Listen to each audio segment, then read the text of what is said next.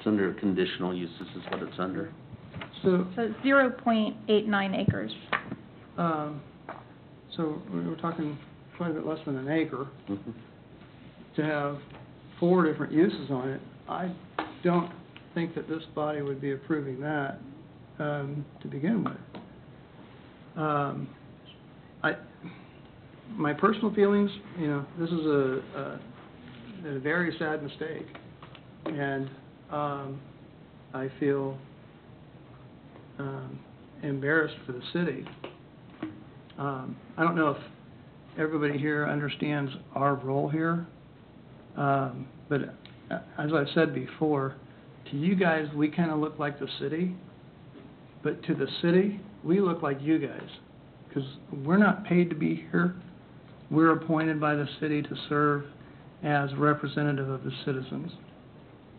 And we're charged with making some decisions that are often very difficult to make, but trying to balance the community's needs, the future development of the city, and we're making primarily recommendations to City Council, who are your elected representatives. I feel this is a terrible mistake. I don't see this as a way or a door opening to rezoning this parcel, because one of the other problems that we have is that when the city puts out a zoning map or future use map, other people start counting on that.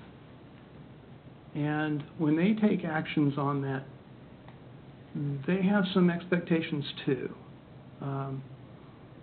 And so, you know, this zoning map, future development land map, has been in place for quite some time. I remember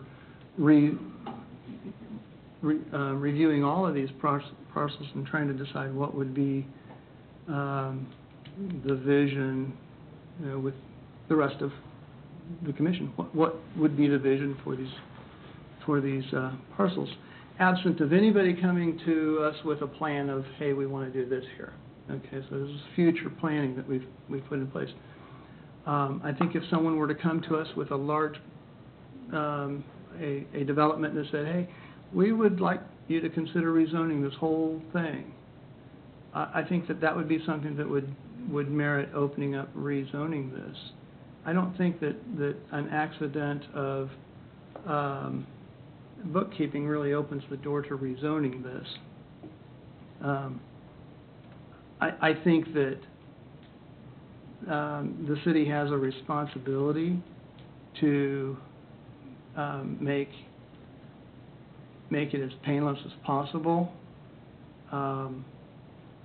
There's nothing preventing the landowner using the current permitted 3 uses, the gas station, convenience store, and liquor store, that are on the property. Nothing prevents that. That's still available. I believe that if it's possible for us to support a conditional use permit that would extend the time for a sufficient period of time that some investment can be recouped and wind down the non-conforming land use. Or relocate it somewhere else in town. And if there's another suitable, I mean, there's a lot of C3 in this town. And so I have nothing against this parcel, and I'm not even going to begin to get into the fact that I think it's a nice establishment. I think you've got some good-looking cars there. You've kept it well, and that's unfortunately not something that I'm able to even consider with the rezoning. The zoning is, should we take this parcel that's zoned C3 in a neighborhood that's C3, or I'm sorry, that's C2 now, that's in a neighborhood that's also C2, that people have been acting according to its zoning as C2. Should we take that and rezone this 0.8 acres based on a mistake that was made, or should we should we help the landowner with making as good as can be out of the error that was made? You know, I think it's horrible that the mistake was made, but you know, that was a mistake. That was one of the reasons why I was asking if there's other alternatives there, because the mistake was made. I'm not in favor of rezoning this one area, but we also need to be looking at all the alternatives. I don't know if that's a question, but I'm going to try to respond to that because I think it is a question.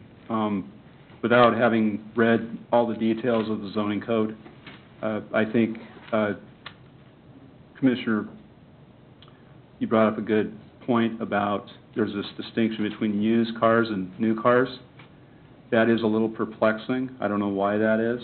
I think it might be because, you know, new car dealerships tend to be new buildings, newer cars.